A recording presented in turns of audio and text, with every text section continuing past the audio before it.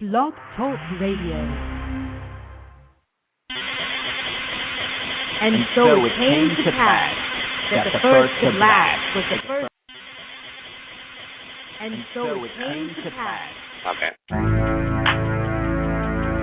Rock feathers in my hair, rock beads on my neck, rock feathers in my hair, rock beads on my neck, rock feathers in my hair, rock beads on my neck, rock feathers in my hair, rock beads on my neck, rock feathers in my hair, rock beads on my neck, rock feathers in my hair, rock beads on my neck, rock feathers in my hair, rock beads on my neck. From the cellar to the street, we creep, don't sleep.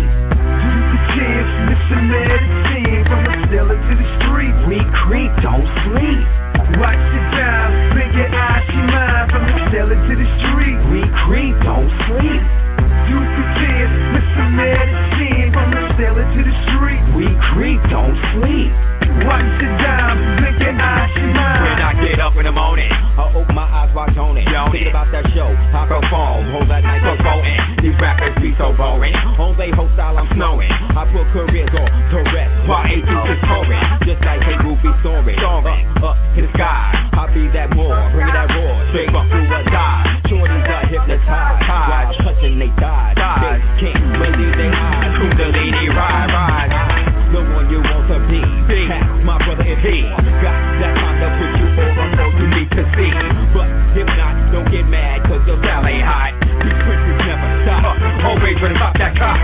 Always ready about for real. In my hands that take still. The kids always coming, always with that real. We got that native feel. Let's do your things like sand. That's how we do it and rock feathers in my hair, rock beads on my neck, rock feathers in my hair, rock beads on my neck, rock feathers in my hair, rock beads on my neck, rock feathers in my hair, rock beads on my neck, rock feathers in my hair, rock beads on my neck, rock feathers in my hair, rock beads on my neck, rock feathers in my hair, rock beads on my neck. Yeah, got feathers in my head, that's the warrior's way. When she toss them, I know I'm a new man. Sheep medicine, ladies love to sway. Cause I rep the A. Juice up, these chicks is spruce up shit. Orbit in my light like the moon and stars. Love hard like Mars. Venus is Jesus, standing on the cliff with my war body on. My queen by my side, sipping Turbo Sonic, hit the fire Sonic. Right Heru, they love how we do. Right Heru, go bees on my neck, Black King, diamond, bling bling bling. I'm a son, million sons and hotter, Millennium Falcon, the real bird man. Head full of feathers, humanoids like damn. All these feathers in my life to raise, that's Jay. I'm a son, multiplied by days. Transform a bitch to a queen on the one. Transpose my grip cause I'm not more than rich. Wealthy, fly as a feather. From the cellar to the street, we creep, don't sleep. Do the dance, listen medicine. From the cellar to the street, we creep, don't sleep. Watch the time, blink your eyes, see mine. From the cellar to the street, we creep, don't sleep. Duke a chance, Mr. Medicine. From the cellar to the street, we creep, don't sleep. Watch the time, blink your eyes, she mine. Rock feathers in my hair, rock beads on my neck, rock feathers in my hair, rock beads on my neck, rock feathers in my hair, rock beads on my neck. I'm just saying I put it through. Hey, what's up, everybody? You tune in live to Super Heru Radio. I'm your host, Aseer the Jurisprudence, along with my co-host, the beautiful Selena, Empress of 10,000 Years, as well as Amor. Inshallah, Saga Assad will be able to join us tonight, and we'll continuously go in as we always do. I hope everybody had a great week, definitely weekend, I should say. Hope everybody's been safe. Thanks to everybody who tuned in on Friday's show. Friday's show was real on point because right after Friday's show was when everything popped off in Norway, which we're going to get into as well. But consistently, I would like to say, again, peace to all the ancestors who always tune in and hold us down. Peace to all of those beautiful original people who have been holding us down since we started Super Heru Radio over 2.5 years ago. Also, all of our haters, all of our haters, we definitely want to send you love and light and make sure that, you know, you continue to send what you need to send, because in the end, the only people who benefit from that is the devil, and being that that's not us, we can only receive the benefit of not hating. You know what I'm saying? So, again, every once in a while, wish your haters well. You know what I mean? Or there's a book called the Haggadah, which is actually the real art of war. It's actually called the Book of Fallen Leaves. But in the Haggadah, it says that you should pray for your enemies the way that you pray for your friends. And you should pray for their success the way that you pray for your own success. Because in that, it negates the negative pressure of hating them, which is what they use to focus in on you to shut down your good work. So with that, you know, we want to always keep that in mind and do what we need to do to stand above and stay beyond the bullshit. You know what I mean? So again, thank you to all the ancestors for blessing us with the understanding that we have. Thank you, ancestors, for putting us in a position to have a platform to be able to speak directly to the people and not get caught up in expectations of what others may have in dealing with the people. Thank you for, again, putting it out there that we can all, in a sense, back each other up with this forum so that way we all can support and know that we're not crazy. Definitely thank you for that. And, again, thank you guys for consistently being there and putting out the right vibratorial frequency that allows us to keep in tune and in train and in tone these divine gifts of knowledge, wisdom, and understanding that we've all been endowed and blessed to receive. So with no further ado, we're going to get into some of the major events that's going down. You know what I'm saying?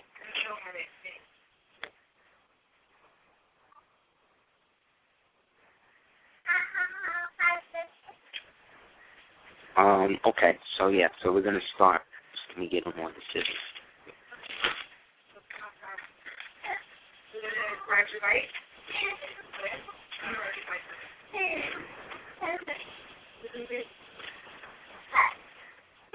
I'm sorry, guys. Yeah, so as it boils down to, a lot of stuff is going down, son. A lot of stuff is going down. But one of the biggest things that's going down is the underlying position or the underlying niggerization of the Caucasoid race. This thing is definitely on a fast track to becoming what is going to be what they want and what they've been talking about they wanted, which is this race war. But it's not going to be like anything that they've expected based on some of the useless tactics that they've been using to instigate this. Everything what I see that they're doing is having the opposite effect of what they wanted. Because it shows you that the best laid plans of mice and men are doomed to fail when off they begin. You know what I mean? That's from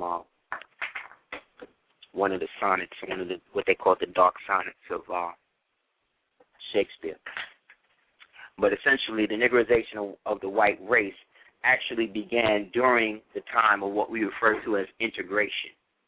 Now, we would understand that the purpose of integration was to create better living and social conditions, allegedly, for black people. And the fact that black people needed to have their own, let's say, schools or whatever that was going to be, I guess, separate but equal.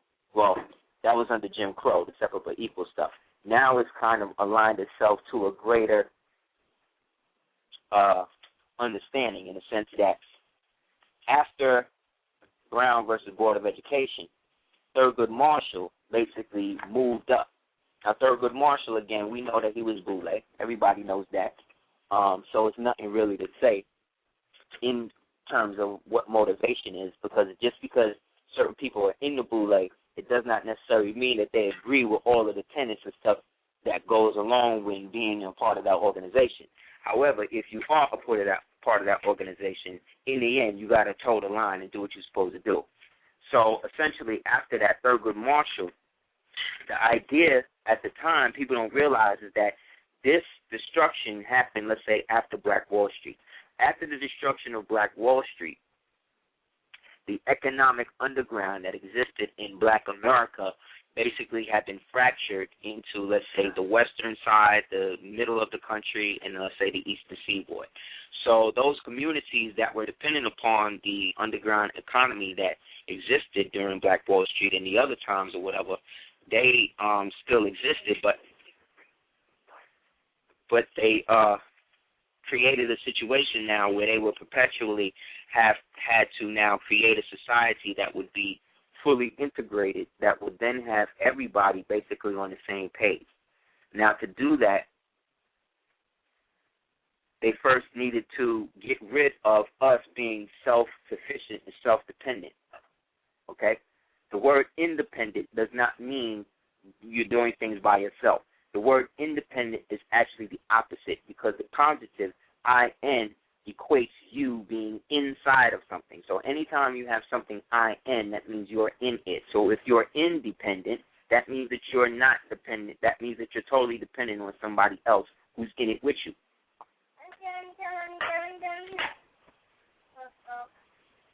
We take it. So if you're not, though, you become then what is referred to as undependent. To be undependent means that you are totally self-sufficient.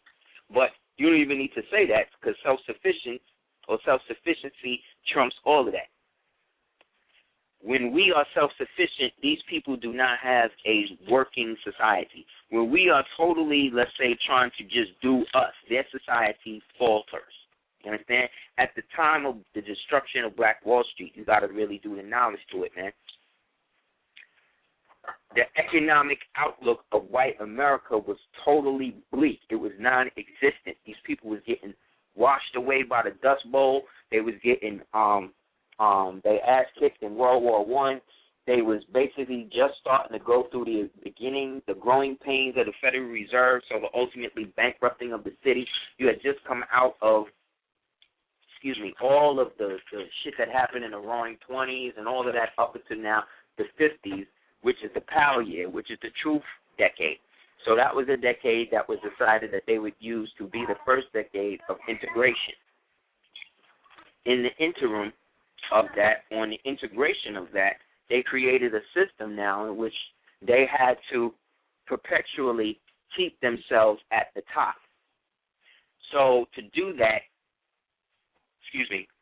you have to base that system on a type of law. The type of law that they based the system on was colorable law.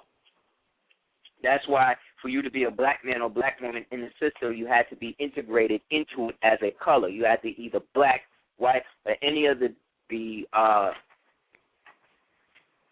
designations that they write down that people are supposed to be in America. If none of those things apply to you, or if none of those listings, apply to you, whether Alaskan, Eskimo, this, and that, remember, they can only list designations that they control. You understand? So they're not going to put anything out there. So instead of black people creating their own box and deciding or declaring what they were themselves, they allowed the new designation to be adopted by themselves. This was in law referred to in House Joint Resolution 75 as the swift Americanization of the former Moors. House Joint Resolution 75 is the one that actually put it out there, that talks about the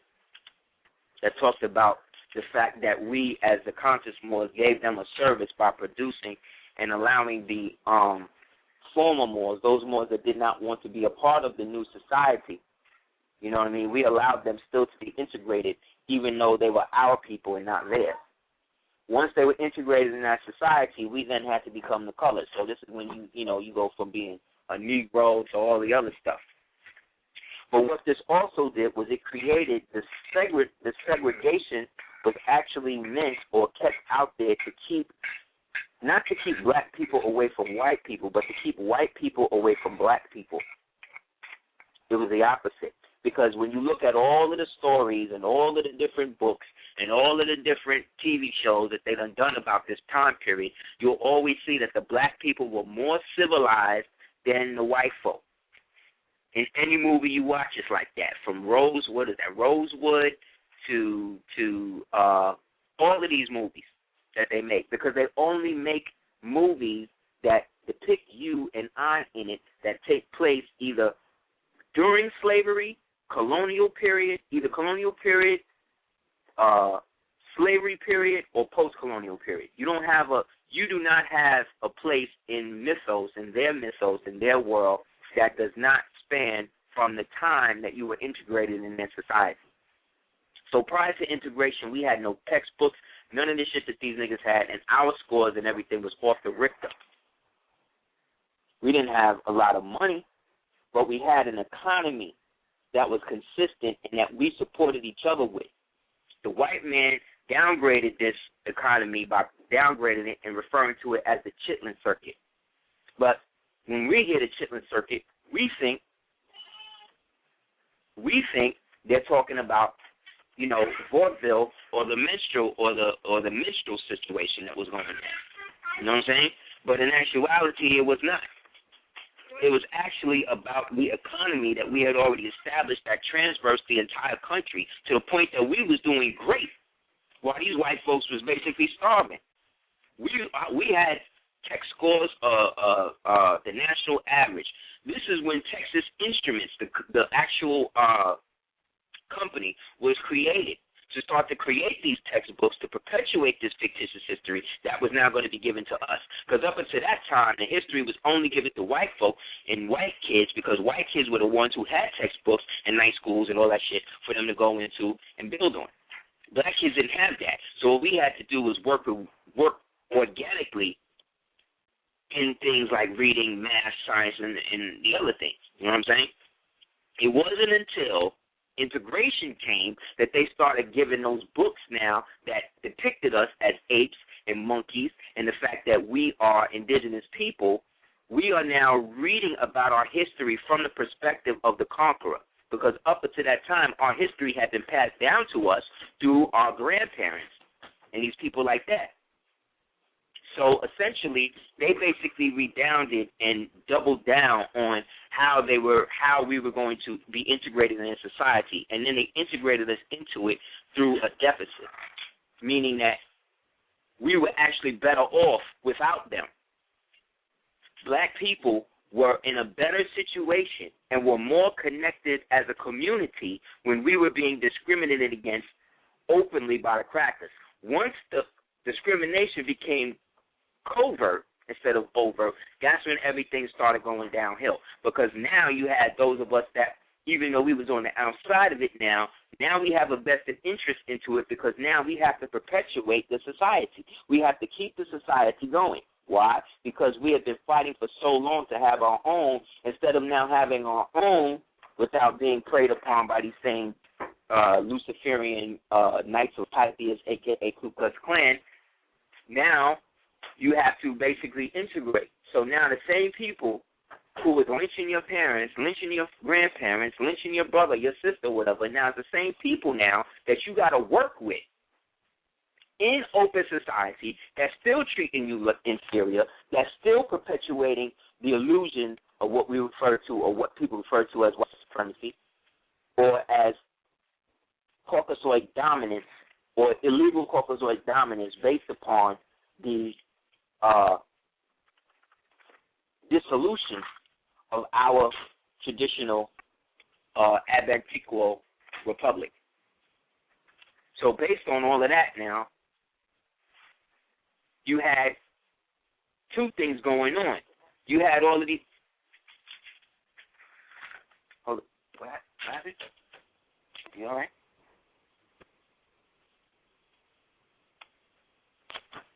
You know, so they created this whole look for these people to basically be in that. But what it is too, is that you got to know that as a child, when you tell children that they can't do something, there's a thing in them, the rebellious nature is that they're going to try to do it.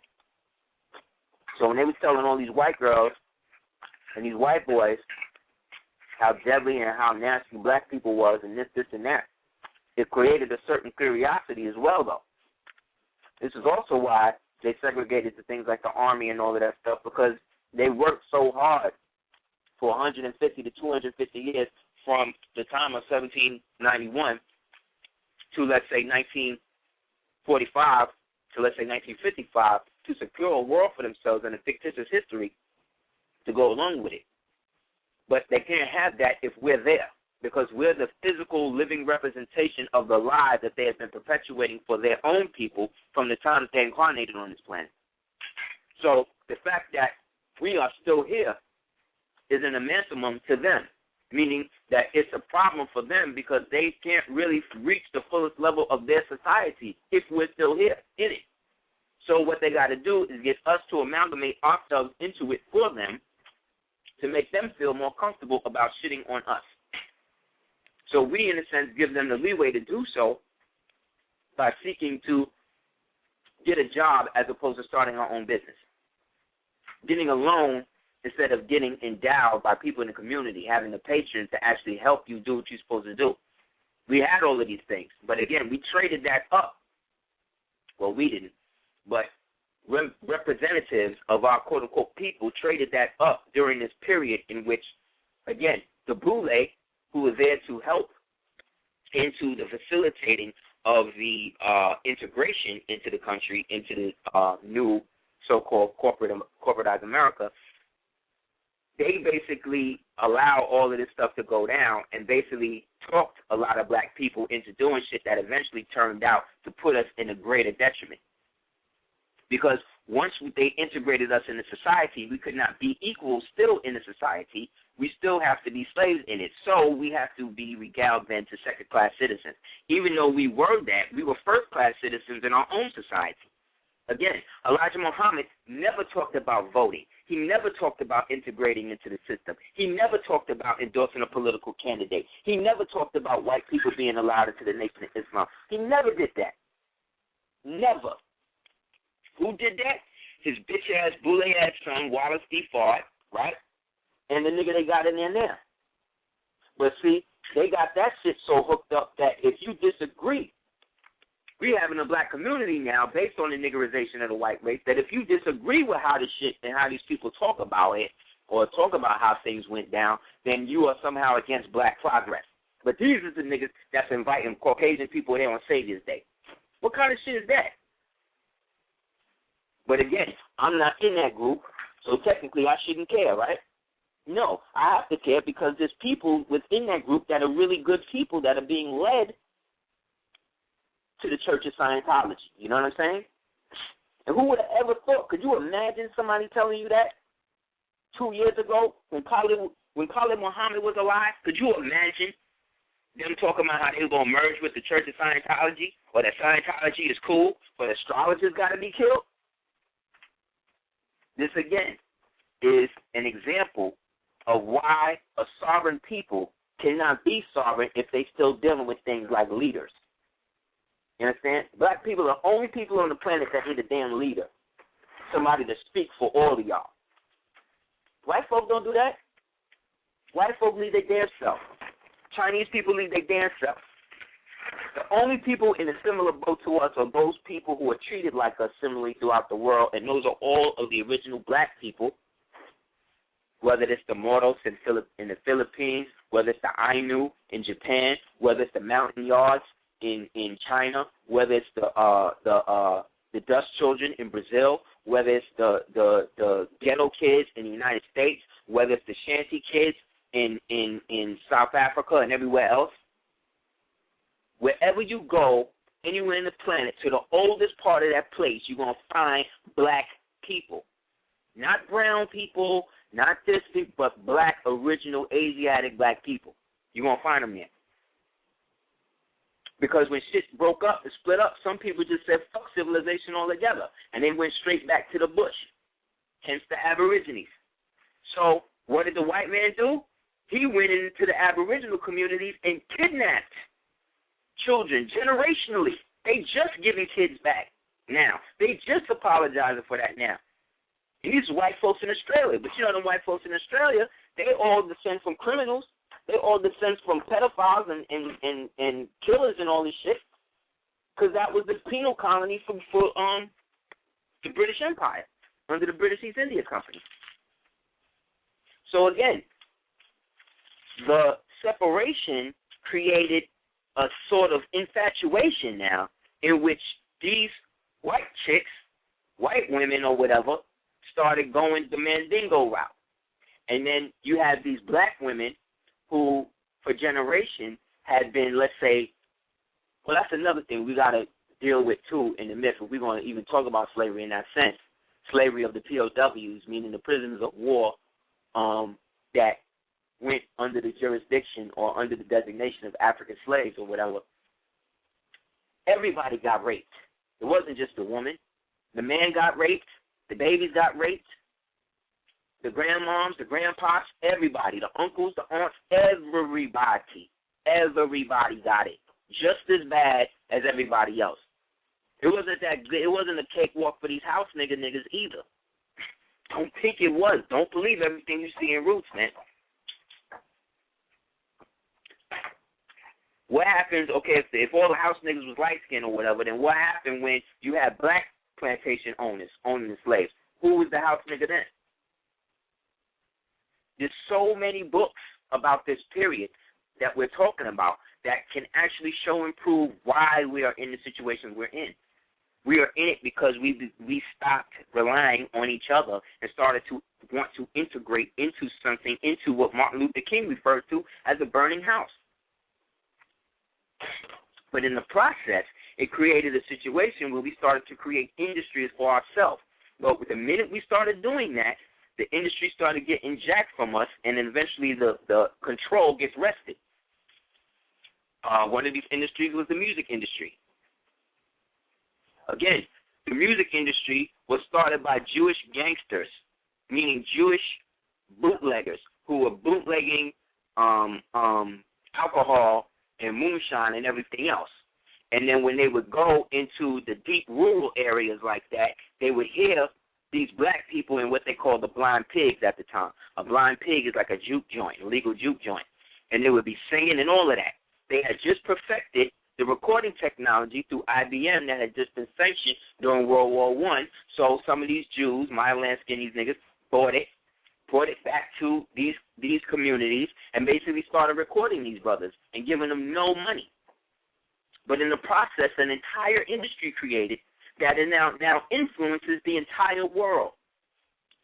This country would have been destroyed if it wasn't for hip-hop. It would have been out of here if it wasn't for that. But what our opponent does is that he knows the fact that we are not necessarily a warlike people. We are warriors, but we are warriors when we have to be.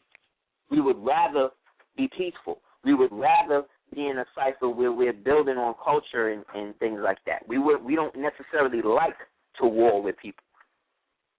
Yet when we have to, when we do, we did.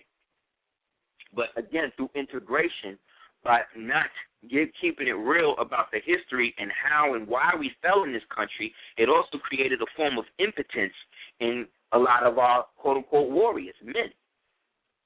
Because the only way that you could do that and not be killed by these crackers was to get into one of their industries, whether it's the music industry, whether it was the boxing industry, or whatever. Back in the days, like in the time when we're talking about 50s and all that, basketball was dominated by Jews. Only Jews was dominating that shit. You didn't start getting black people into basketball heavy like that until like the late 60s, as you start going in the 70s. Now, you can't imagine. You can't imagine. But then again, when the Jews were playing it themselves, again, basketball just being another ritualized version of the ball games that we used to play when we was Olmecs. These dudes, them Jews, when they was playing it, they was playing a whole nother game. They didn't know what they was doing. It don't look nothing like it does now. So the more we worked to help them build up their country for themselves, the more they work to make us totally dependent upon them and this country, to the point that we can't even imagine a society or group of us away from this thing.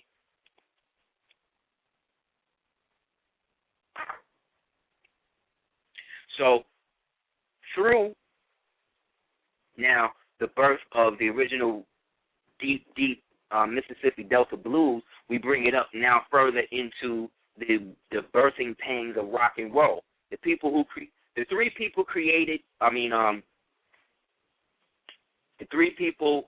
they say are the founders of rock and roll. Number one, Little Richard.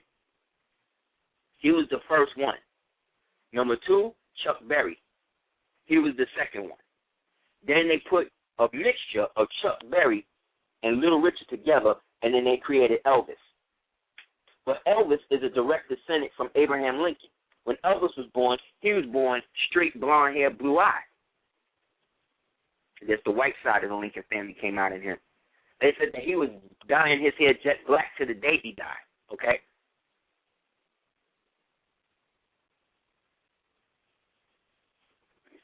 Yeah. So in that now, Elvis, right, he now, being that he was already brought up on Sun Records, Sun Records was founded, again, with bootlegging money that was left over from one of the heists that Capone and them was doing back in the days.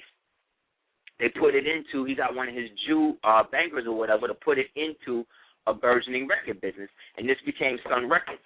But Sun Records at the same time was a heavy ritual spot because a lot of people was going there recording, and a lot of the people, the only way you could basically hook up with them, that contract that you signed was basically a baby witch contract that allowed you to sell your soul to the devil. One of the most prominent people to do that was a guy named, the hell is this white boy's name?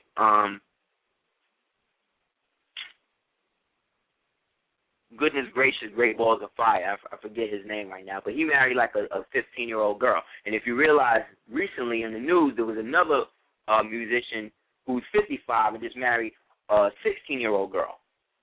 Okay, Jerry Lee Lewis, that's right, thank you. Thank you, Galaxy Glad.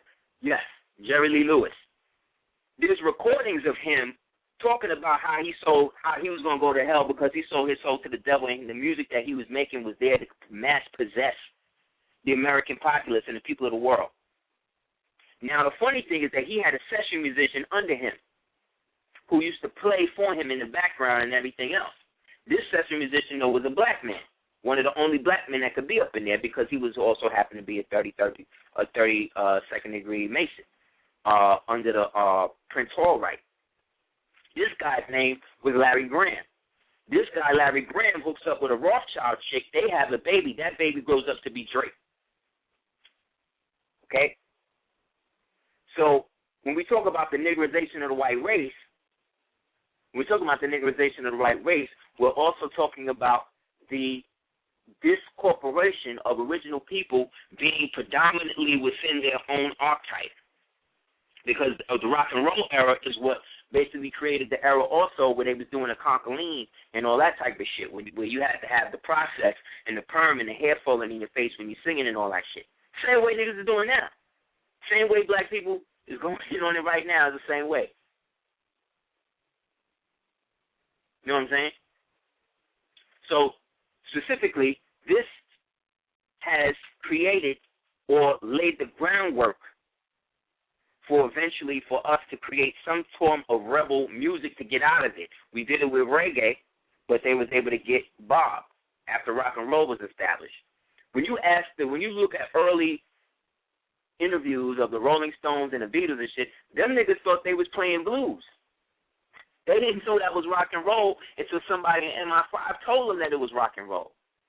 The Beatles themselves was created. That was a created group.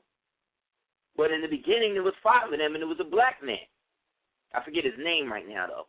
Just like with the Rolling Stones, they had to get, in order to make that pop, they had to get rid of Brian Jones. Same thing.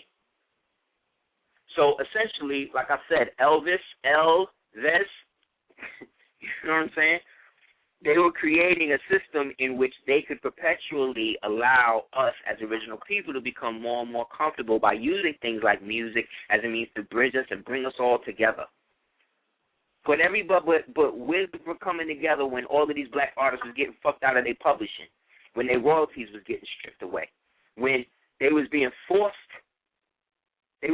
forced to perform. They said there was the time when Sam Cooke was breaking away from them Jews that was with him. They got some gangsters to basically be backstage holding guns at him to make him perform, and they would shoot him.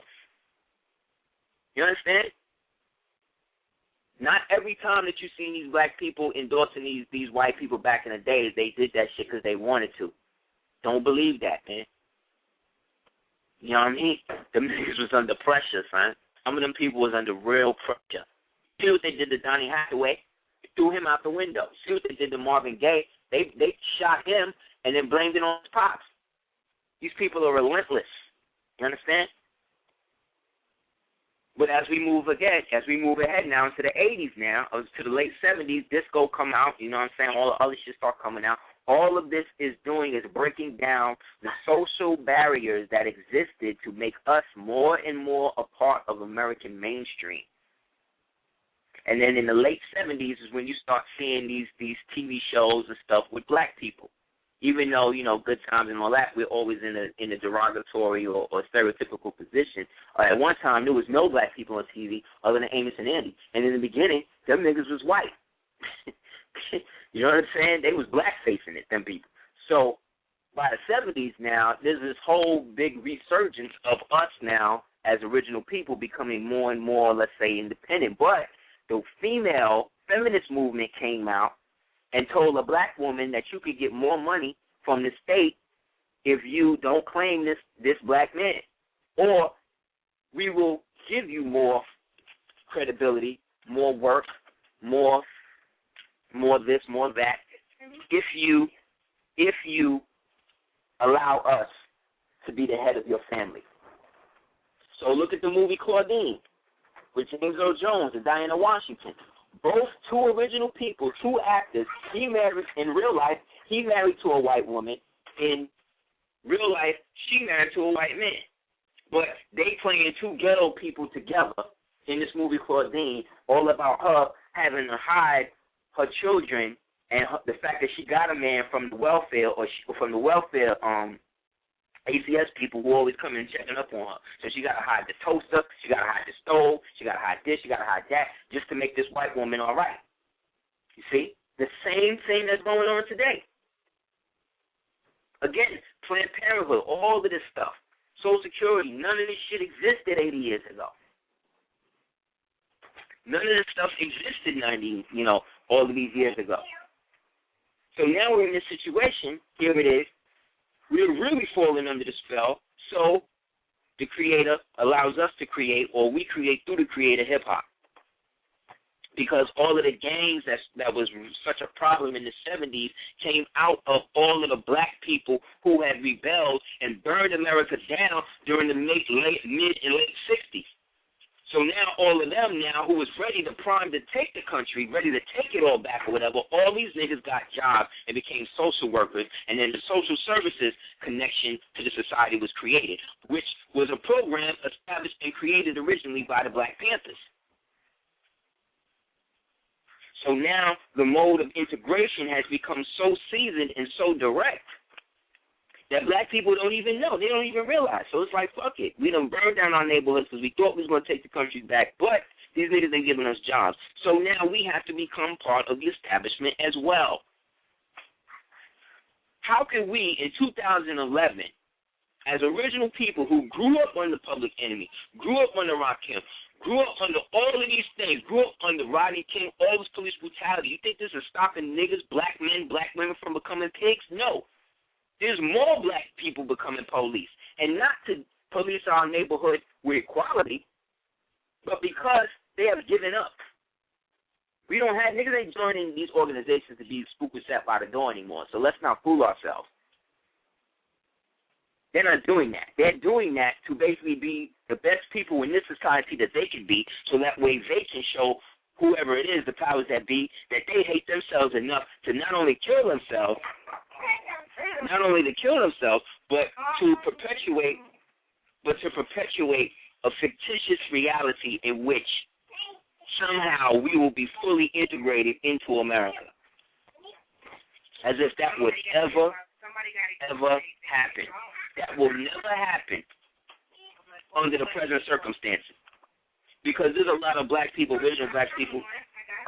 There's a lot of original black people who do not want to rule themselves, to have their own society that's specifically for them. And we should be real with that and not expect them to come in forums and ciphers where we at and actually add on to what it is we're doing, because they're not down with that. You understand? These people that we call celebrities and all that, these black people, they're not down with that shit because they're making too much money to break away from that situation. You understand? And they know that if they reveal any secrets, they're going to be killed. So, case in point now, we're in the 80s. We created hip-hop basically as a means to get the brothers to stop killing each other, because these brothers are still hyped up from the 60s, from burning everything down, from Watts to Harlem to Brooklyn. I remember the blackout of 77, son. I remember all that shit. I remember niggas wilding out, son. It was crazy. And they still ain't rebuild Watts. They still ain't rebuild parts of Brooklyn and parts of the countries where we put in work like that. Them places are still screwed up. And who is in charge of the community board? Who is in charge of the public of the comptrollers in the municipalities? These are black people, because these are all the black women, right? Who hooked up with the Steinem, Paglia, black women feminist movement to create the situation now where the black woman is hooked up with the white woman. That's why whenever you see TV shows with white women, there's always one black woman there, and that's her friend. You don't know where this black woman come from. You don't ever see no other black people around her, and she most likely is there to help her and either encourage to be with the white boy or she's with the white boy. Case in point, same thing with the black man. Same thing with that too, because now in the music industry, you had all of these brothers and sisters. You got all of these brothers just blowing up. You know how many people Quincy Jones strung out on heroin, man? You know how many people Puffy strung out on drugs? That's part of the game. This is what they do. But this is part of how the system was structured, again, to fully integrate and amalgamate you into that and to perpetually niggerize these white people. So at one point, white rappers could not get no burn up until third base. And then there was another drought. The Beastie Boys, you know. But again, they already had the cosign through Run DMC. But actually, Run DMC wasn't Run DMC. JMJ was Run DMC. Run and D was just the suckers that basically came up in the shit with him. But J was the foundation. You understand? And J ain't here. But these two niggas is. You see what I'm saying? Who are both advocates, not only for the integration, not only as advocates for the representation, and I'm just speaking passionately, man. And you know, and it gets to a point now where these guys have created the system. They've created the system in which now the hip-hop thing is perpetual. So we did it. And we were injecting it with all types of content. Everybody know the story. But what happened? Everything switched when what happened? Nah, I'm talking about before that, in hip-hop. Everything switched in hip-hop at one point. And everybody know when it was. It's when NWA came out. Nah, not even this. It's when NWA came out. Because people in the hood, rappers in the hood was making songs like Crack is Whack and Night of the Living Basshead and all that other shit. We made doing crack unfashionable. We made it like it's not a fat, like it's whack. I'd rather smoke crack than eat cheese out of a can. Wow. Gwyneth Paltrow said that. She know all the NWA songs. And she know all the NWA songs. That's true. If you Google online, Gwyneth Paltrow, it's NWA. This chick know it all. So again, when I'm talking about the niggleization of the white race, she know. Because she was one of these white girls that I'm talking about who grew up in that. Because the Paltrows is a big dynasty and that whole shit too. But I digress. We made doing crack unfashionable. We made that shit unhip to the point where the nigga seen you, what, you doing crack, nigga? Like, oh, nigga, you whack. Like, we made it such a thing where it was totally not what it was supposed to be. So what happened? NWA comes out. Through NWA, now the gangster rap now becomes a thing. But gangster rap didn't start in L.A. Gangster rap started in Philly with Schoolie D and PSK, the Parkside Killers. It was perfected. It was perfected in L.A. And then it became a military application. That whole FBI sending Eazy-E the threatening letter or whatever, that was to give them more credibility. That was to give them more substance in the eyes of the people. Oh, look, they got the man scared. So how you go from getting the FBI threatening you to you being invited to go sit down and talk to Ronald Reagan? Come on, man. During the height of the crack epidemic. So NWA takes you away from Public Enemy. And then to make sure that this shit was totally solidified, when they fucked over Ice Cube, what happened? Ice Cube came where? To New York and worked with who? Public Enemy, the same people that his group basically eclipsed. You see what I'm saying? In terms of their message to be about, the nigger message. And then America's Most. At the same time that America's Most wanted the actual TV show, you see what I'm saying? On TV, it's one of the most nationally syndicated shows. So I'm just looking at the parallel. So from that point on, you see what I'm saying, up until where we are now, now you got somebody, the niggerization of the white race, though, reached the pinnacle level when George Bush became president. It started with Clinton playing the saxophone on Arsenio Hall. That's what got that nigga elected. Because, black people, we love a good song. And we are really entertained when white people can act like us for some reason. We really find that funny. When white people start rapping or do whatever, we really find that funny. So that was under Clinton. Clinton was brought in the game through Vernon Johns. Vernon Johns was the black man who brought him to Bohemian Grove. Okay, you don't really hear about Vernon Johns because he be putting in so much work for them. He's one of the grand boule archons in the shit. He allegedly is descended from Pastor Vernon Johns, the real Vernon Johns, that they used to, who Martin Luther King was used to displace. He was the pastor going through, threatening the Ku Klux Klan, kidnapping Klan members, and all of that shit. He was the next level revolutionary, but you don't hear about him because he was eclipsed by King. You know what I'm saying? So, again, when you do the research on this shit, once George Bush came into the picture, though, that was the full niggerization of the white race because the way that he moved, even how we talk about him as black people, if you do the knowledge, we be talking to this dude or be talking about him like he's a straight gangster because he was. He did a lot for them people. And in the process of that, his wayward, nonchalant, crazy, callous, I don't give a fuck what you're going to do about it attitude basically infiltrated into white media, white society, more so than it ever had, in my opinion, just due to the fact that he was doing so much illegally. This nigga ran for 8 years. This nigga was president for like 8 years. He straight stole the election. Everybody know he did. Nobody went into that White House and got that man out. Why? Because so long as he's a white man, you see what I'm saying? It's all good. Even though you stole it, you can still be in it. You know what I'm saying? So once that went down, or once the integration of Bush, per se, came in that shit, the niggerization of the white race had basically been complete, to the point where now you opened it up enough for now white folks to allow a black president in because they had been living black culture through and under, they've been living under the jurisdiction of a nigga, a white wigger, George Bush, for all of these years. It's like, so what? You might as well let a nigga in. And he came right in. You see what I'm saying? To the point now, again, you had Eminem. Now, one of the only ones who, in a sense, had to prove himself. Because say what you want about him, he's one of the best rappers ever.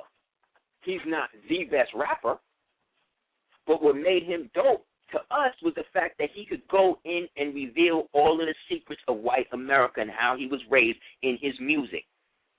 From the demon possession, to his baby moms killing her, to his mother with the Vicodin, to being molested by his stepfather. This nigga kept it so real. You understand? That he started feeling uncomfortable listening to his music. That you stopped. Like, I remember when he came out, Black Pete, the shit he was talking about was so crazy off the wall. you know, but it was. Eloquent organized as a Libra. He did it very structured Exactly. because he didn't have the emotions that most Libra women carry into it. And he still had. Severe. And he still had the NWA connection through Dr. Dre. And this is why they killed Proof. That's right. That's why they killed Proof, right? And now... Quiet to be told, as much Eminem is the only white boy that I've ever seen go on stage and give credence and give credit to black men that have paved the way and have allowed the path to be open for him to even be recognized. That's right. Doing it. And as black as it is, that's just paying homage to his ancestors that I don't see black people even do when they get up on stage. Nope. Now I heard. Demonizing things none. more in him. We're going to get to her in a minute. But what I'm saying with this guy, though, and I heard the tape that he did back in the days when he was calling black chicks snappy-headed or whatever he was saying, a nigga this, a nigga that. But he don't have plethora of material on that. Cool.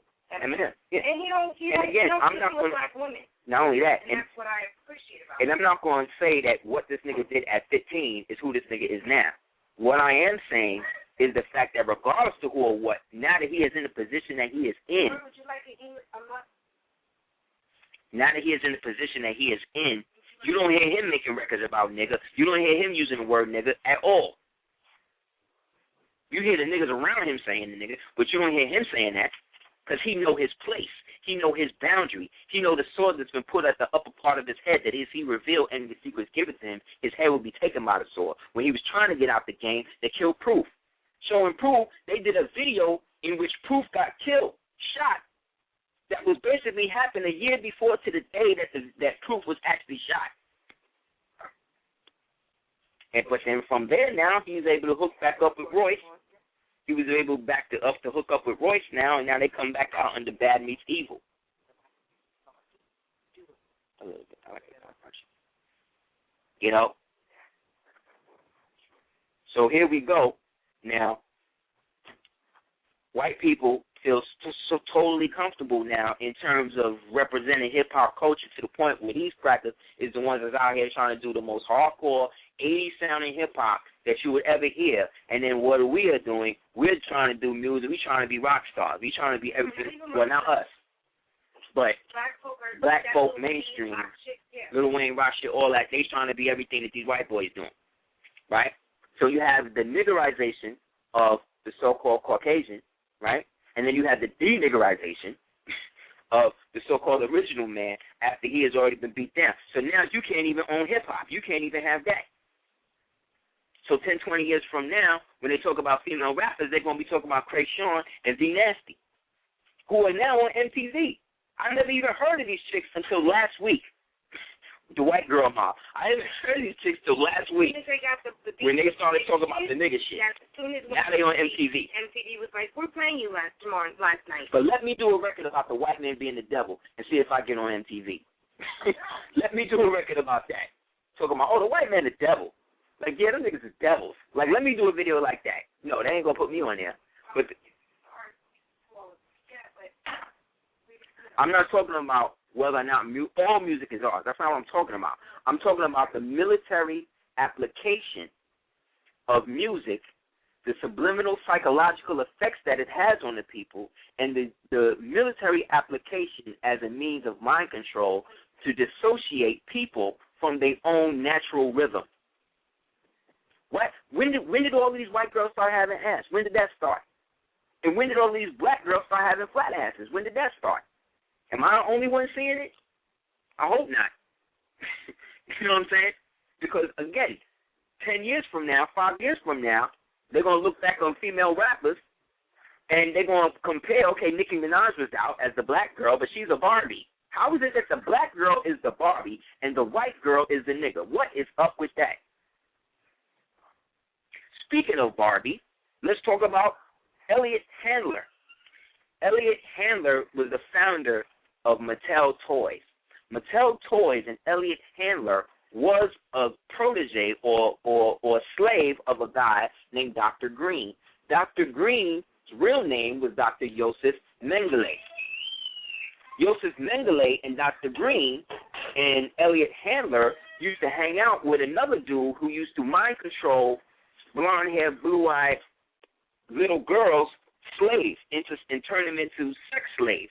there's a book you can get called Thanks for the Memories, Memoirs of Kathy O'Brien. Read this book. And it gets all into what I'm talking about. But this guy, Klaus Barbie, used to perfect the mind control aspect of procuring blonde-haired, blue-eyed, Caucasian females to recruit them into being sex slaves. This was the system that created people like Gloria Steinem. This was the system that created people like Monica Lewinsky. This was the system that created people like Hillary Clinton and the rest of these people. To honor Barbie, after he died, they created a statue or model of the archetypical image of that called the Barbie.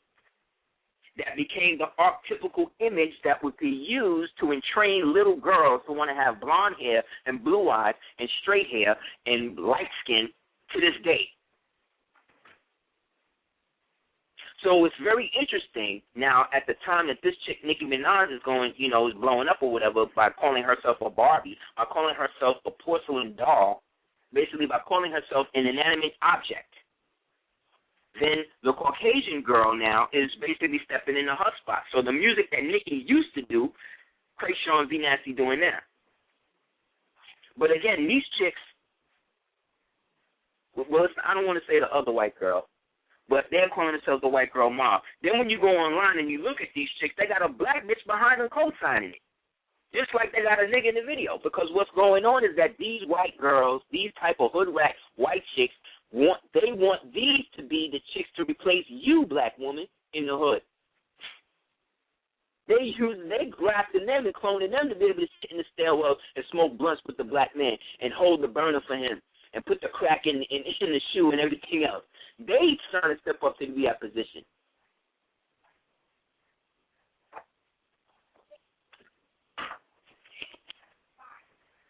So again, we're talking about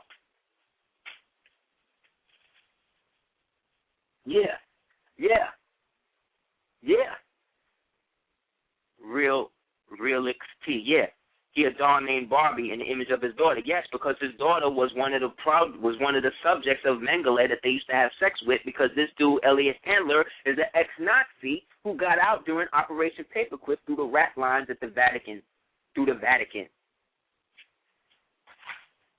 So all of these things are connected. This is why history is so important, man. It's so important to know how things start so you know not what to get caught up in and who not to fuck with, because in the end, everybody's suspect now.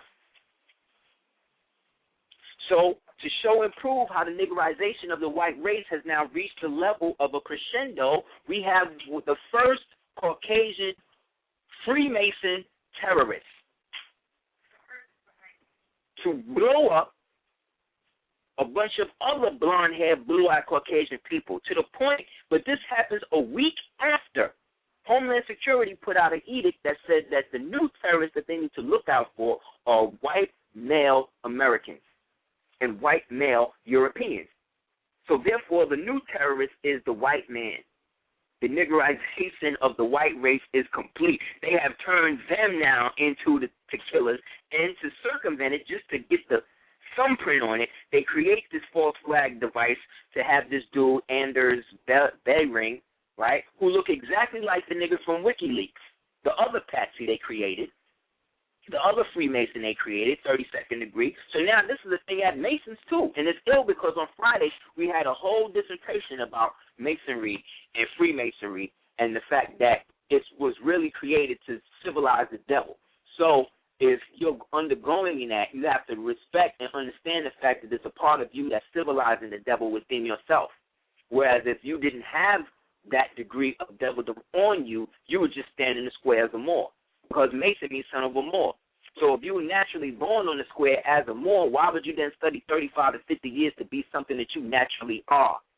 And nobody can give me a response on that.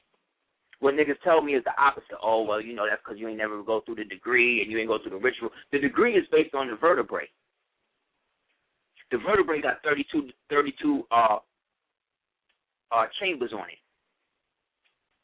The cracker, the 33rd degree, is actually where the the top of the vertebrae or spinal column hooks up with the medulla, which then hooks up to the brain, which gives you the higher pineal function, which is why the cracker is frozen at 32nd degrees, because he has a calcified pineal gland. So when we say that we are integrating, or we were integrating in society, how are we going to integrate into a society of a lower being?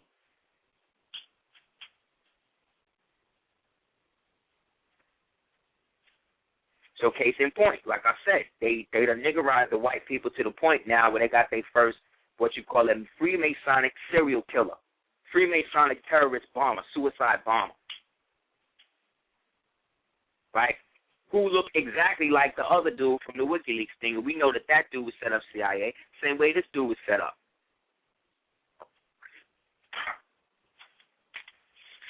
How you going to be a right-wing nationalist? That's what they calling this dude. Right? But the funny thing, they're not talking about the fact that he used to work for the IMF. They're not talking about the fact that that prior to the bombing of this bombing, the same last week when they came out and said the white American males and white European males are the new terrorists, or the terrorists to be looked out for more than anybody else, Norway, the same week, basically said that they were going to pull out of NATO. They're going to pull out of the North Atlantic Trade Organization. So it's funny that a week later, as they say that they're pulling out of the New World Order, or they're pulling out of the IMF version of it, and also they were talking about how they're going to pull out their troops and their financial obligation to what's going on in Libya. So case in point, they put the boom back on them and then use this dude. But now this dude will be used now to start to racially profile Caucasian people, Caucasian males.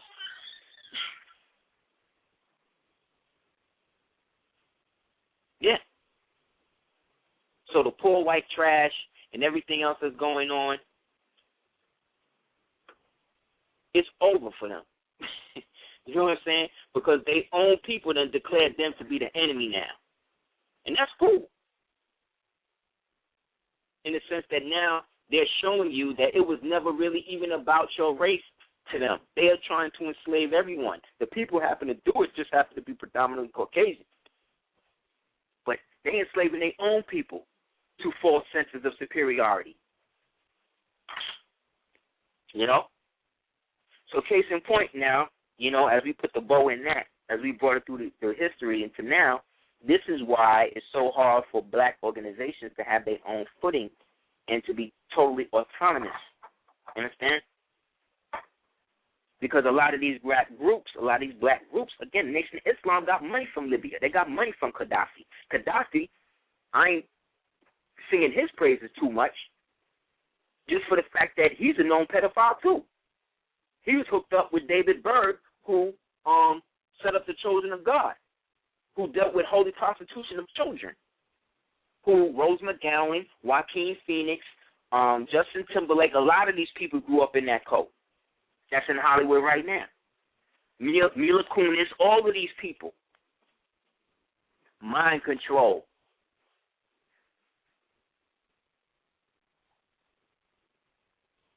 So regardless of who or what they are talking about they're doing, they have already secured the impotence to basically pit everybody against everybody else. And that's cool, because this is what the society was basically being bred for in the first place. My concern, or our concern, should be, what are we going to do to circumvent that when all of these black people get caught up in that shit? Because they're going to get caught up. Because black people are too invested. It's also interesting that Elliot Handler wound up dying right when Winehouse wound up being taken out. You know what I'm saying? Now, the interesting thing about Winehouse, too, is the fact that she, being a Virgo, she had a Virgo sun. She had a moon in Sagittarius, but her Mercury was in Virgo, so she was exalted in her speech, as well as her Mars is in Leo. So she was very, very expansive and could say a lot, but she had certain insecurities. She had her Pluto in Libra, but she also, with her Scorpio, her Jupiter was in Sag, and her Saturn was in Scorpio. She had a Uranus, though, in Sagittarius, and now that we're in this Uranus retrograde, that's probably the line that kind of came in and got her depending on where her Chiron was at the time. So I'm saying all I have to say about Winehouse is that it's interesting that at the same time that she wound up dying, there's another chick out right now that sounds just like her, this chick named Adele, this fat white chick, again, from London. You know what I mean? Kind of sound, she don't sound as good as Winehouse, but I think Winehouse channeled a lot of that shit through that crack she was doing. And because she was around the Dap Kings, they was able to kind of keep a lot of that energy in it. I think that first album she created was basically just like she was in a special place to do that. That's why she couldn't come out with it again, because whatever she sold to get to that point, to be able to produce that type of music, to sound so much like a black woman. You see what I'm saying? And then to be surrounded by all of this black energy, I think it just was a bit too much. And for whatever reason, maybe she didn't want to conform with what they was doing with this new chick who was basically taking her spot. So the same day that other chick, Adele shit, become number one in the UK charts, Amy Winehouse wound up dead. And they both doing the same type of music. Coincidence?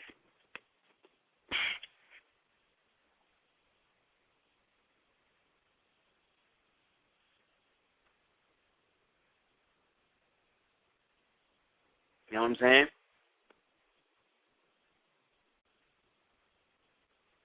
You know, I'm not going to, you know, we could go into her chart. Like, we could really go into her chart and kind of find out what happened, you know. But I definitely know it was a murder. Like, what? Come on, man. They've been waiting on this chick to die for a minute. They've been waiting on her to die. They've been waiting on Lindsay Lohan to die. And they was waiting for Britney for a while, but Britney was able to get out of it. You know what I'm saying?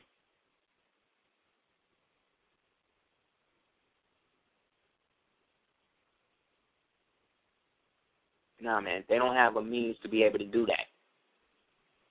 Yeah, they always say that she was bossed. They always say that they by themselves when they die, or she just died of a drug overdose. Oh, drugs. Come on, man.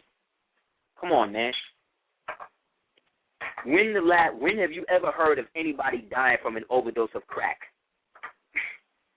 When have you ever in your life heard of someone dying from an overdose of base cocaine? I heard of niggas ODing off of heroin. I heard of niggas overdosing off of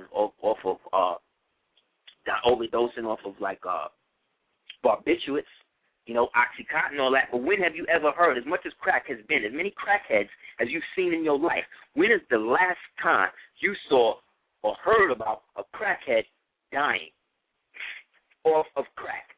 Come on, man. Crack don't kill you like that. Crack deteriorates you. It deteriorates the carbon molecule. It does not obliterate it. It bonds itself through the endorphins and the dopamine, right? And then it secretes itself into the skin, and there's an aspect of it that actually makes people indestructible. I've seen crackheads fall off of buildings. I've seen them get hit by trucks. These niggas get up, walk away. And then coincidentally, a lot of the crack babies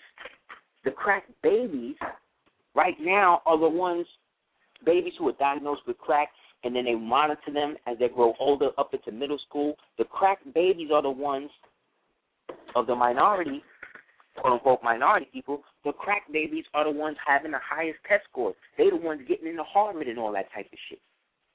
They're the ones doing that. Whereas the kids with all the privilege, all the design, all of the money, all of the this, they're not getting into nothing. They're dropping out. Why? Because they've been niggerized. They've been niggerized to the point that they know. They've been listening around. They've been listening to us. They've been listening to the shit we've been saying about their parents. They know that they the devil. You understand? They know that they don't have no way to basically maintain a society. There's a lot of these white boys, white kids that don't want anything to do. I know, personally, the son of the founder of Boar's Head Ham. You understand? Boar's Head Ham is all over the world. This shit is big, German, all that. This dude big, 6'2", good dude. Cool dude, man. Met him through Selena. They used to go to school together. Great dude. I sat down and talked to him one day. He's telling me, nah, son, I'm not trying to even run it. If they give me that company, I'm going to sign it over to a Mexican. Like, I ain't even fucking with it like that. Why? Why? Why would he do that? What about family business do you not want to be involved in when this is what you do? This is your legacy, nigga.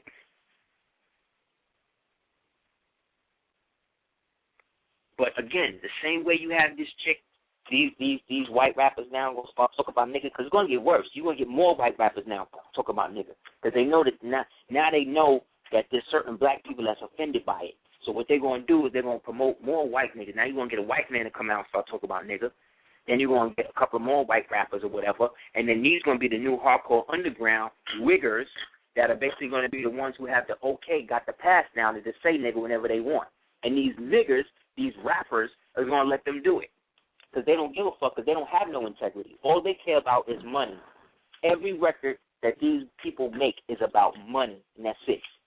Money or damn near raping a chick. So whatever it is, it's going to be what it's supposed to be. If it look like a duck, quack like a duck, it's a duck. So they're going to come out with these new type of rappers or whatever, and it's going to create more and more of an issue. It's going to create more and more of a stick in the craw of certain people, and it's going to pop off into some other shit.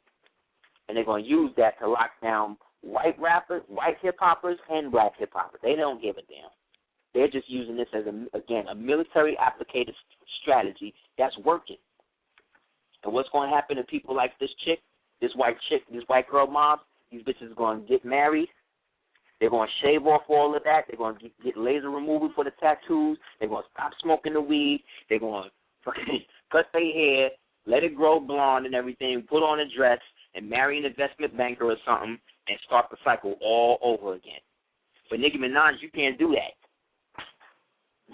You can't do that. Because regardless of what blonde wig you wearing, whatever, you still know what they see you as. And that ain't going to change. And ain't no platinum plaque, ain't no microphone, ain't nobody going to be able to circumvent that from her. I know you can't. You know what I'm saying? It's real, man. This shit is real, son. It's real.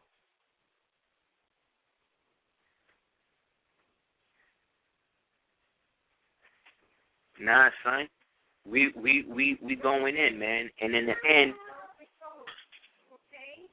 it just boils down to how it is you perceive these things. Because most black people don't even care about this shit. You know what I'm saying? Because if they did, we would be in the mainstream. That's how I know they don't. You know what I'm saying? We are still counterculture. You understand? We are still. Come on, Amore. We are still in our original state. Good night. Good night, buddy. Hold tap to everybody. Say hold tap, I'm on. Hold it. Hold tap. Hold it. Peace. Yeah, he didn't turn off. We're okay. He just pressed it, I think. Okay, it's fine. Yeah. They came. Make sure, can y'all still hear me? I'm just making sure more didn't turn off the phone. Am I on? Let me know. Anybody? Okay. Yeah, I'm on. Okay, great. Thanks, God. So, yeah, that's kind of what went down with it. You know what I'm saying? So, look for this Norway thing to get even crazier, because now what they're going to start doing, again, is not only profiling these white males, but they're going to start profiling Freemasons. And those brothers who may be Masons, who consider themselves Freemasons or whatever, this is also a wake-up call for y'all, because this is a lump. They're trying to lump everybody into this.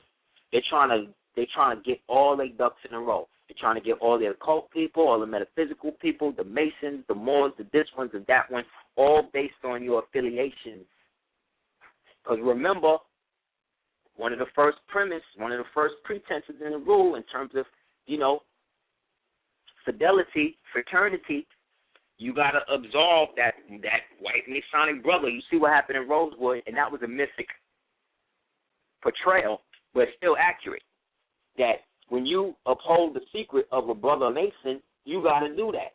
There were stories, like we said, like Brother Moore's book we talked about last week, where the Native American Freemasons would come across some of these cracker mercenaries who was going through the study, and they would take them out of the battle just because they was under the jurisdiction of the original man.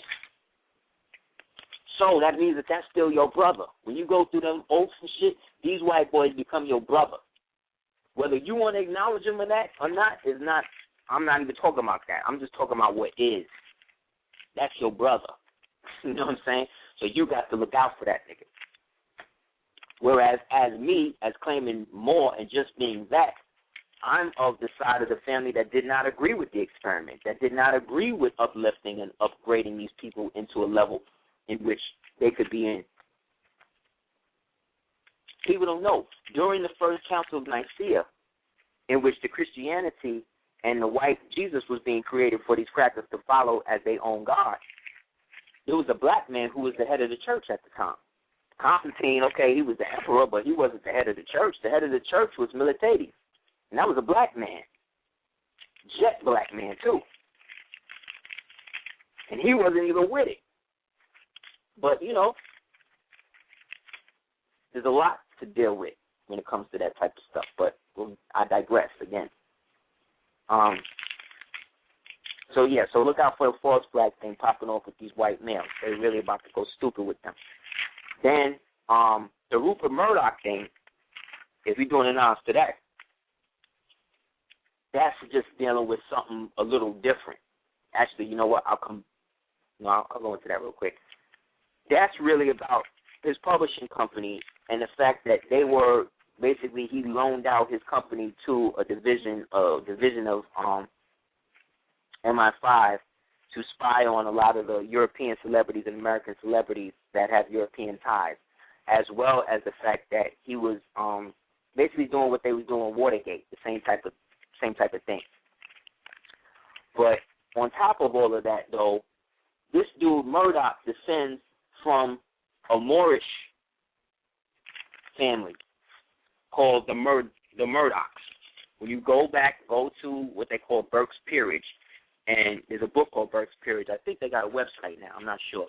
But when you research the history of the Murdoch family, those were Moors who came over during the Battle of Tours against Charlemagne and stayed in the place today we call Aquitaine. The Aquitanian Moors were connected to a group of Moors called the Cathars. The Cathars were the original Gnostic Coptics who were Moors who were practicing Hermitage, but they were Coptic Christians. And they were the ones who basically fought against the Catholic Church, the establishment of the Catholic Church. And they were the ones who, in a sense, were the original, what we refer to today as the Grail families. With the quote unquote Grail families, as they say. So his father was a dude named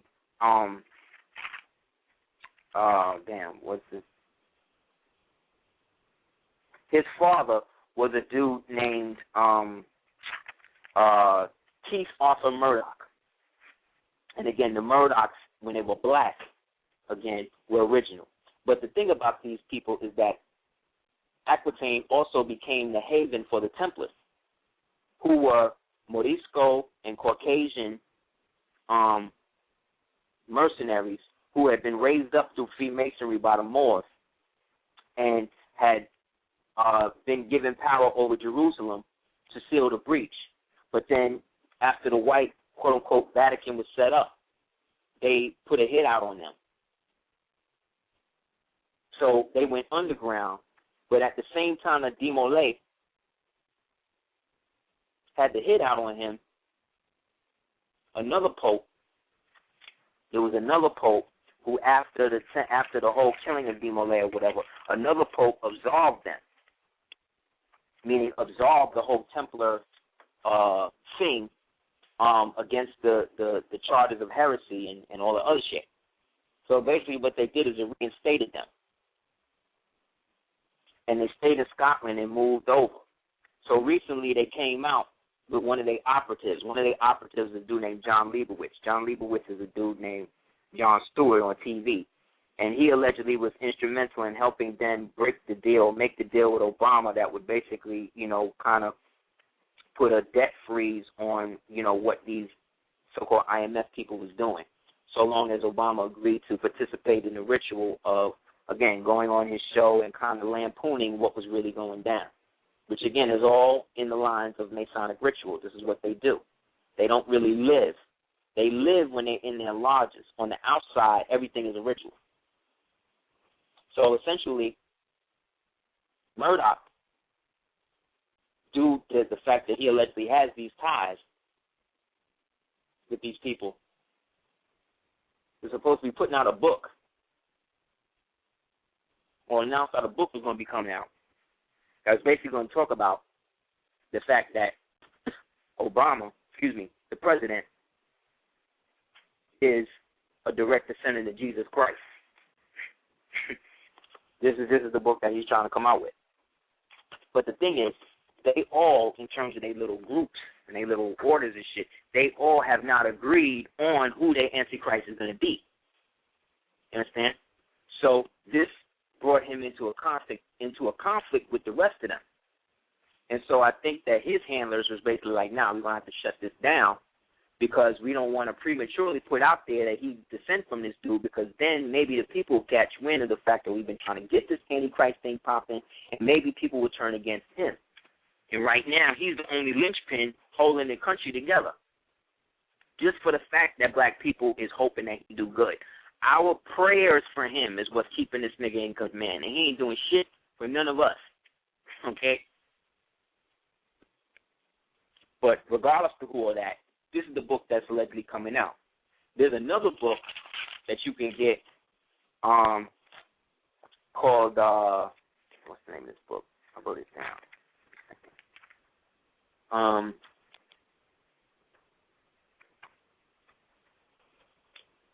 Let's see. That basically gets into the black descendants of Christ and the connection to Magdalene. Mary Magdalene. The word Magdalene is actually a drawn out version of the word Magda. And Magda is like Magra. And Magra is like the primordial woman. So if this was Kemet, Magda or Magra could be like Nephki or Heru, somebody like that. So they're saying that Jesus basically procreated with that. There's a book that you can get called The Cult of the Black Virgin by a guy named Ian Begg, B-E-G-G, that gets into how the whole Inquisition and all of that was basically set up to kill the Moors, who were the original descendants of the Christ and everything else. Not only through the Merovingians, but the fact that the Merovingians, M-E-R-O-E, comes from M-E-R-O-E, Kush. There was a place called Moreau Kush, too.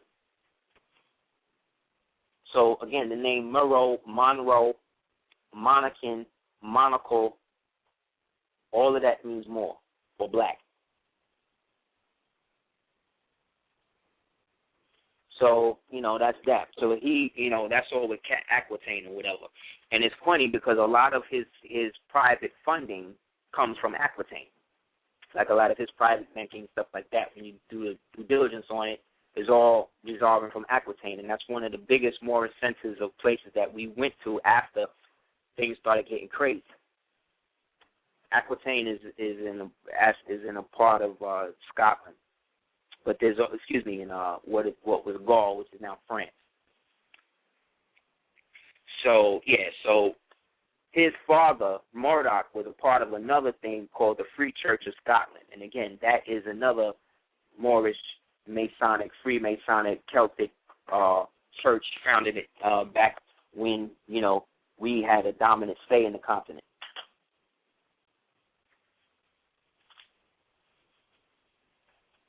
So that was that with that. It was in 1308 that the Templars were absolved from their little, exploit against the church. or what they refer to as the Holy See. So the funny thing also, now as we move to further, material events, because the events that we're talking about and the concepts we're talking about historically are historical events, but we're also talking about them from almost like a summary view of our position as to where we are right now. You know what I'm saying? So we go through this to kind of show and prove how all of these things are still, how these events that happened back then is still affecting us right now.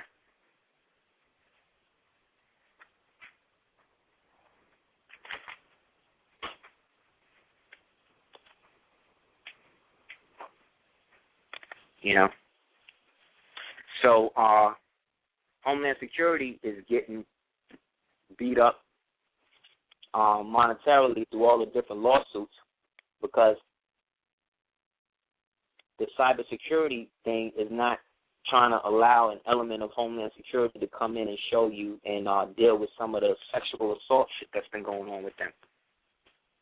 There was a scandal where a young girl was being detained by somebody in Homeland Security, and they raped her. Just like a lot of the groping and stuff that happened with the TSA agents and all of that shit. Because the people who they hire to do these jobs are degenerate people. You know what I'm saying? Not all of them, but there's a lot of whack people who do that shit. And they don't do no screening no more for none of this shit. So, also, I found out today, those people, they're starting to phase out the unemployment thing. Those people, yesterday or today was the last day that you could actually call and speak to somebody. From now on, it's all automated. So after they go from the human to the automation, that means that the next phase is to phase out the automation. So that's just another way that they're telling you. Also, whenever the Secretary of Treasury comes out and tells you that everything is coming and is getting better, but he uses a word like recovery, you better get ready because it's all starting to go downhill. Coincidentally, again, with the niggerization of the white race, remember Eminem's latest album is called what? Recovery, right? And it's supposedly his biggest one ever. So this shit is just off the rip, just selling records. So it's all going down, and the ritual killing of Winehouses and, the dying of this dude, Klaus Barbie's, little lover boy or whatever, who started Mattel and all of that. All of this is basically showing that. So allegorically, symbolically, we're watching the destruction or the death, then, of the negative image or the porcelain image of the original woman. Being the founder who created that image for black women to now try to conform their bodies and their minds to is now gone. So where does this leave people like Nicki Minaj? See what I'm saying?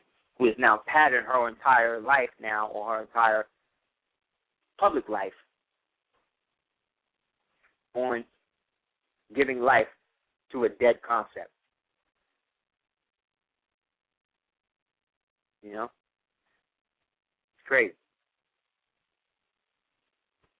Another interesting thing is that the president just gave Interpol total diplomatic immunity to Interpol agents. So that means that the international organization that's tracking everybody around the world or whatever, they just got autonomy to do it. And if they violate you, they can't be prosecuted. So they come up with a false assumption as to who you are, what you represent, and then you want to sue them or whatever, you can't do nothing. Because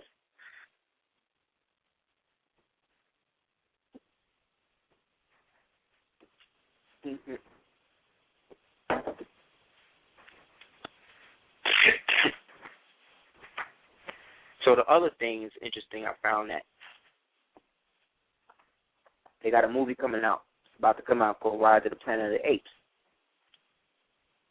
which is basically a story about Yakub, to the point that they got a black man who runs the company, who owns the company, that James Franco, the scientist, is running. And again, he's a black man who basically is abusing these apes, symbolically representative of those of us it's really an allegory about how they came up. However, They want to make black people think that they come from apes and shit too. So it's also an allegory of poor people rebelling and rising up and taking over the system, or those who have been totally underestimated rising up, which again is another aspect of this Uranus period that we're in right now.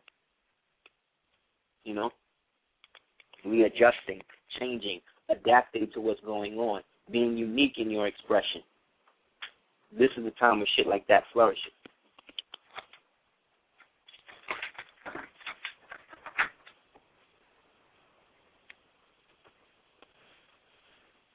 But yeah, that's a Yaqub thing.